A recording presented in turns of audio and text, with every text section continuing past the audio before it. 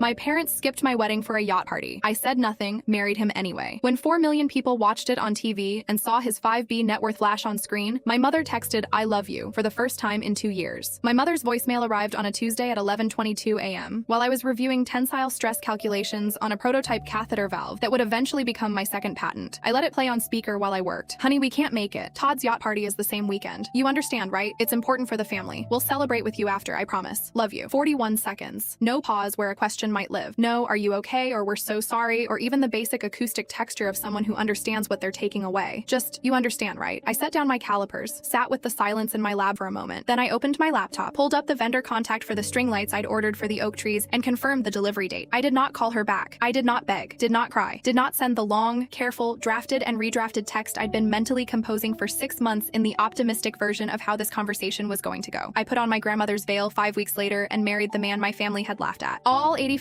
people in those wooden chairs had chosen to be there, and 4 million television viewers were about to find out exactly who my husband was. My family found out on a yacht, 200 miles south, over champagne they couldn't really afford. I'll get to that part. My name is Camille Ardy. I'm 31 years old. I have a master's degree in biomedical engineering from Georgia Tech, 2 patents, 1 pending FDA 510K clearance, and a husband named Declan who wears flannel shirts to venture capital meetings and once left a board dinner early because he'd promised his grandmother he'd call. I grew up in Savannah, Georgia, the second daughter of Richard and Maureen Artis. Richard sold commercial insurance. Maureen organized charity galas and kept a home that looked, in photographs, like a life going exactly as planned. In photographs. My sister Brianna is 3 years older than me. She has a cosmetology license, a boyfriend named Todd who owns a boat charter company and presents himself as a man of significant means, and 11 framed photos on my mother's living room wall. I have counted them. 11 across 3 different walls of varying sizes. School portraits, vacation shots, a professional headshot Brianna had done in 2019 that Maureen framed in a mahogany frame and placed above the mantle. 0 photos of me, alone, in that house. There are 2 of both of us together. The forced smile Christmas card variety, but those don't count. Those are proof of the family's existence, not evidence that I'm part of it. I noticed the photo discrepancy when I was 16. I pointed it out once, carefully, to my mother. "Oh, Camille, you always have your nose in a book. Brianna's easier to catch." I went back to my room and opened my AP chemistry textbook. That was the year I decided that if this family wasn't going to see me, I was going to build something so clear and so undeniable that eventually they'd have no choice. I spent 15 years building it. They still found a way not to look. The person who always looked was my grandmother, Ruth Artis. 80 years old, arthritic hands, a mind like a bear trap, and a laugh that could fill a room twice her size. She was my father's mother, and she bore almost no resemblance to the family he'd built. She lived 2 hours away in a nursing facility in Augusta, arranged her own transportation to every important thing, and never once made me feel like my accomplishments were inconvenient. She was the one who gave me the veil. White Chantilly lace, 1962, worn at her own wedding. She pressed it into my hands 6 months before mine. "Wear this," she said. "Let it carry something good into what comes next." I'm getting ahead of myself. The first time I understood the family ranking system clearly, not suspected it, understood it. I was 26, crossing a graduation stage at Georgia Tech in a gold hood. I had told my parents the date 3 months in advance, put it in the family group chat, sent a separate text to each of them with the venue address and parking information. My father said, "Great, we'll be there." My mother sent a thumbs up emoji. The morning of graduation, my father called at 7:14 a.m. "Big client meeting, sweetheart. Can't reschedule. These things happen." I said, "Okay." My mother texted at 9:45, "Migraine, baby. Take lots of pictures. We're so proud." I walked across that stage at 11:30 a.m. with a headache of my own and an empty chair where my name card sat. 2 empty chairs. There was one person in that auditorium who had come for me. Ruth Artis, in a wheelchair she'd arranged through a medical transport service, 2 hours from Augusta, in a lavender blazer she'd bought for the occasion, clapping so hard when they called my name that her rings rattled against each other, and the woman next to her turned to look. I wouldn't miss this, she'd told me the week before, if they set the building on fire. After the ceremony, I took a photograph with her outside the auditorium. She's holding my hood and squinting into the sun, and her smile takes up her whole face. It's on my desk at work. It's the only graduation photo I have. That evening, I called home. My mother answered on the 3rd ring, sounding clear-eyed and rested. "It's just a graduation, honey. Brianna didn't even have one, and she's doing fine." I opened Facebook while she was still talking. My mother posted 6 hours ago. A spa resort 2 hours north of Savannah. Arm around Brianna, matching robes, matching cocktails, the particular glow of women having a very good day. Posted at 11:47 a.m., 16 minutes after I crossed the stage. I closed the app, said goodnight, plugged my phone in. I didn't cry. I was 26 and I had a master's degree and 2 job offers, and I understood, in the quiet of that night, that crying would accomplish exactly nothing. I made a decision instead. I was done performing for empty chairs. I was going to build my life for the people who actually showed up, and I was going to stop explaining myself to the ones who didn't. I met Declan at a biomedical engineering conference in Austin, 18 months later. He was standing at the back of a panel discussion on neural interface software wearing a flannel shirt and boots that still had dried mud on the heel, which was strange because it hadn't reigned in Austin in 2 weeks. He was taking notes on an actual legal pad. He was the only person in a room of 300 who wasn't on a laptop. We talked for 4 hours at the conference bar. He asked better questions than anyone I'd met in years, not showing off questions, genuine ones, the kind that meant he'd actually been listening. He knew my field well enough to push back on 2 things I said, and he was right about one of them, which I told him. He laughed. Only one? I'm losing my edge. He ran a medical software company. Small, he said. Growing. He was from rural Vermont originally, went to a state school on partial scholarship, built his first product in a spare bedroom with a college friend and a secondhand server rack. 3 months later, he drove 6 hours to Savannah to have dinner with my family. My father lasted 90 seconds of pleasantries before he got to the real question. So what exactly do you do, Declan? I run a medical software company. We build diagnostic support tools for hospitals. My father's eyes moved to Todd, who was holding court at the other end of the table about a lakefront resort he was developing. 12 million, Todd was saying. Conservative projection. Tell me more about the Hilton Head property, my father said to Todd, and turned his back on Declan so smoothly it might have looked accidental to someone who didn't know him. It did not look accidental to me. My mother appeared at my elbow during dessert, steered me gently toward the kitchen. He seems perfectly fine, Camille.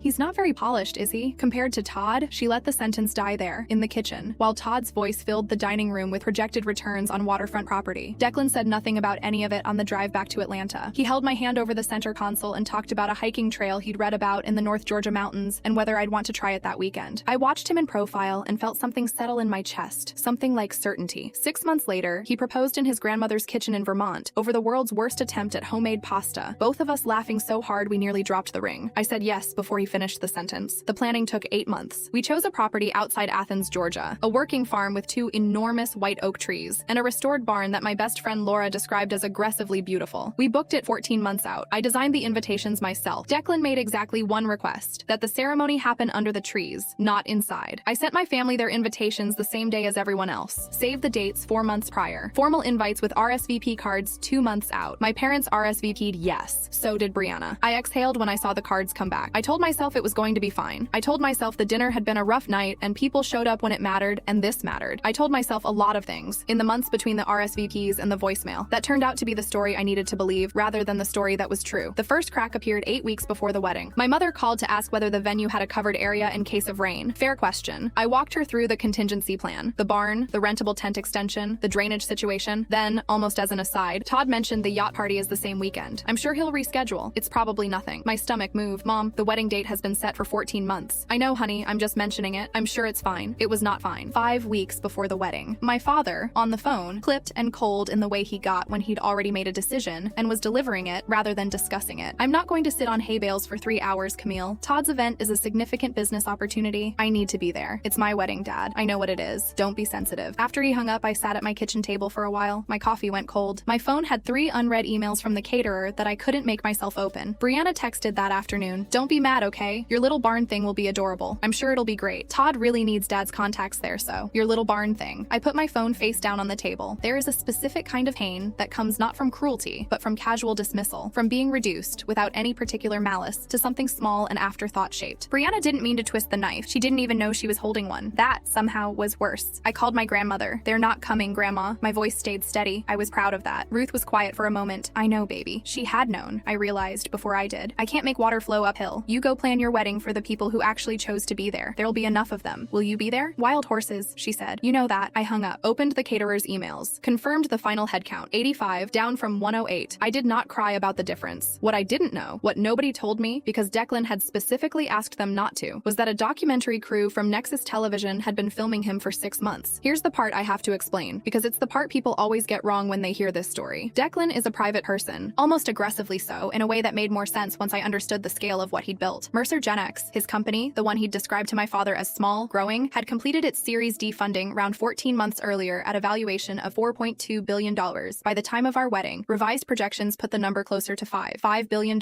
Quick pause. If you want more stories like this in better quality, my Spotify's linked in the description. He had not told my family this because I had not told my family this because, frankly, it was none of their business. And also because some part of me, the part that had watched my father turn his back on a flannel shirt at a dinner table, did not want their interest, did not want the version of acceptance that came with a dollar sign attached. I wanted them at my wedding because I was their daughter. That was the only reason that would have meant anything. The Nexus documentary was called The Builder, a 6-part series on founders who had scaled companies outside the traditional venture capital corridors, people who'd built in unglamorous places without Ivy League pedigrees or Silicon Valley connections. The producer, a woman named Diane Reyes who had won 2 Emmy Awards for documentary journalism, had been following Declan since March. She attended our engagement party. She attended 2 2 board meetings. She was, by the time of our wedding, essentially furniture in our lives. Present, unobtrusive, filming. I had signed the release forms. So had Declan. So had everyone in the wedding party. The episode that included our wedding aired on a Saturday night at 9 p.m. on Nexus Television, nationwide. Our wedding was on a Saturday, at 4 in the afternoon. I did not fully appreciate the timing until much later. I want to tell you what that day actually felt like, before I get to what happened on the yacht. I was ready by 2:30. Laura, my best friend since sophomore year of college, a pediatric occupational therapist who cried at the RSVP stage and again at the rehearsal, and was fully prepared to cry a 3rd time, zipped my dress and stepped back with her hands over her mouth. My grandmother sat in the corner of the getting ready room in her wheelchair with the dignity of a woman who has seen enough of life to know what the important moments look like. She adjusted the veil herself, 2 small pins, careful hands, and then held my face in both of hers. There, she said. Now you look exactly right. I had no father to walk beside me. That fact sat in my chest the whole morning, quiet and heavy, the way a bruise sits under skin. Not sharp, just there. At 4:07 p.m., I stepped out of the barn doors onto the gravel path between the oak trees, and 85 people stood up. I walked alone, gravel under my shoes, string lights just beginning to glow in the early evening light, Laura pressing her hand flat against her mouth in the front row. Declan at the end of the aisle in a navy suit with a flannel shirt visible at the collar. We had negotiated on this. He'd won, watching me the way he always watched me, like I was the most interesting thing in the room. I did not know until Diane told me afterward that 3 cameras had been tracking my walk from the moment I stepped outside the barn. I did not know that the footage of me walking alone, no father, no escort, just me and the gravel and the string lights, would be the image Nexus chose for the episode thumbnail. I did not know that at 9 p.m. that same night, 4 million people would watch me walk down that aisle. My family was not among them, not at first. 200 miles south, on a boat off the Georgia coast, a woman named Patricia Huang was standing near the bar at Todd's yacht party when she glanced at the television mounted above the deck. Patricia, I was told later, is the kind of person who has a very specific memory for faces. She'd seen Declan's photo in a TechCrunch article the previous year. She recognized him the moment his face appeared on screen. She set down her drink. Hold on. Is that Declan Mercer? The graphic that appeared below his face read, Declan Mercer, CEO, Mercer Genix, EST valuation 4.9B. The sound of a collective gas, real, involuntary, the kind you can't perform, moved through the upper deck of that yacht like a current. Someone turned the television volume up. There was my grandmother's lace veil. There was the gravel path. There were the oak trees and the string lights and 85 people standing. And there was my father, pushing through the crowd, reading the number on the screen, doing the math. I imagine his face went through several phases in rapid succession. I wasn't there to see it. I was 200 miles north, slow dancing with my husband in a barn while our friends threw flower petals, and my grandmother watched from her wheelchair with her rings catching the light. My phone was in Laura's purse per my own instructions. At 9:47 p.m., she found me on the dance floor and said very quietly, Cam, I think you need to see your phone for just a second. 14 texts, 7 missed calls. My father, where are you? You're on TV right now. Call me immediately. My mother, 9:31 p.m. Oh my God, Camille, why didn't you tell us? Call me now. My mother, 9:38 p.m. We're watching right now. Everyone is watching. You look so beautiful. Please call. My mother, 9:44 p.m. Camille, I love you so much, sweetheart. Please. That last one. Camille, I love you so much, sweetheart. I read it twice. She had not sent me those words unprompted in 2 years. Not after my patent filing. Not after my engagement. Not after the voicemail that chose a yacht over my wedding day. After a net worth figure scrolled across a television screen. After. I looked at Laura. She was watching me with the careful expression of someone who is ready to respond to whatever I decide. I opened the group text. My parents, Brianna, all 3 of them. Typed 1 character. A period. Sent it. Locked my phone. Put it back in Laura's purse. Dance with me again, I said to my husband. He took my hand without asking why. The documentary fallout was not something I managed. It managed itself. Diane Reyes had been doing this for 20 years. The morning after the episode aired, her inbox, Declan's publicist's inbox, and Nexus's social media accounts were collectively flooded. The image, me walking alone down that gravel aisle, was being shared in the way images get shared when they hit something true in people. Something about a woman walking toward her own life without waiting for anyone to escort her. I had not intended it as a statement. It just was what it was. The secondary wave started 48 hours later, when someone, to this day I don't know who, possibly a relative, possibly someone at the yacht party, posted a screenshot of the text chain my family had sent that night. The timestamps were visible. The sequence was visible. The pattern was visible. I didn't post it. I want to be clear about that. I didn't share it, didn't comment on it, didn't engage with any of the coverage. Declan and I had agreed before the episode aired that whatever the public response was, it was Diane's work and Nexus's story, not ours to amplify. We didn't need to. By Monday morning, the story had been picked up by 3 national outlets. By Thursday, a columnist for a major publication had written a piece about family favoritism and its long-term costs that didn't name us but was transparently about us and had been shared 200,000 times by Friday afternoon. Dr. Priya Nair, a clinical psychologist who specializes in family systems therapy and has a faculty appointment at Emory University, was quoted in 2 of the articles. I didn't know her at the time. She reached out through Declan's publicist a week after the episode aired, not for an interview but to offer, plainly and without agenda, that if I ever wanted to talk to a professional who understood the specific dynamics at play here, she was available. I called her. We've been meeting every other Thursday Thursday since. She told me something in our third session that I've been sitting with ever since. The people who hurt you weren't villains, she said. They were just people who sorted everyone in their lives by perceived value, and you spent 30 years refusing to be sorted. That's not a flaw. That's the thing that saved you. I thought about that for a long time. My father called me 7 times in the 2 weeks after the episode aired. I let everyone go to voicemail. On the 8th call, I picked up. He talked for 4 minutes. He said he was proud of me. He said he'd always known I'd do something remarkable. He said he hoped we could move past the wedding situation. He asked when they could come visit and meet Declan properly. I waited until he was finished. Dad, I said, you turned your back on my husband at your own dinner table to talk to Todd about a marina, and you skipped my wedding for the same boat. Camille, I didn't know. I know you didn't know. I kept my voice very even. That's actually the whole problem. I told him I needed time. I meant it. Not as a punishment, as a fact. There was no version of a 30-minute phone call that could compress 31 years of invisible chairs into something resolved. He didn't argue. That surprised me. My mother sent a card, handwritten, 4 pages. She talked about her own upbringing, things I hadn't known, patterns she hadn't examined. She said she didn't expect forgiveness. She said she just wanted me to know that she had been watching herself more clearly since that night on the boat. I read it 3 times. Put it in a drawer. Brianna texted, your little barn thing ended up being kind of a big deal, lol. Congrats, I guess. I read that once. My grandmother Ruth was at our kitchen table the Sunday after Thanksgiving, 9 months after the wedding, eating the turkey soup she claimed was the only thing I'd ever cooked that didn't require courage to eat. She asked me how I was doing. Not with Declan. She could see how I was doing with Declan, she said, because I laughed differently around him. The kind of laughing that didn't have anything to prove. She meant with the rest of it. I thought about it. I'm not angry, I said. And I meant it, which surprised me. I think I used to carry the anger because it was the only way to stay connected to the hope that things would change. And I don't need the hope anymore. Ruth was quiet for a moment. She turned her soup spoon over in her hands. You know what I always thought? She said. I thought you were going to be fine no matter what. I just wanted to make sure someone was in your corner while you got there. I thought about her rings rattling in that auditorium. About the lavender blazer. You were always in my corner, Grandma. Damn right, she said, and went back to her soup. Declan and I moved into our house. Our actual house. The one in the mountains north of Atlanta. The one with the porch where you can see 2 counties on a clear day. In February, 5 months after the wedding. The first thing I hung in the entryway was the photograph from my graduation. Ruth in her wheelchair, squinting into the sun, both her hands holding my hood, her smile taking up her whole face. The second thing was our wedding photo from the barn. Both of us laughing at something off camera. Declan in his suit and his flannel collar, my grandmother's veil catching the string light. No one asked me to put those photos there. No one had to. They are the first things I see when I come home.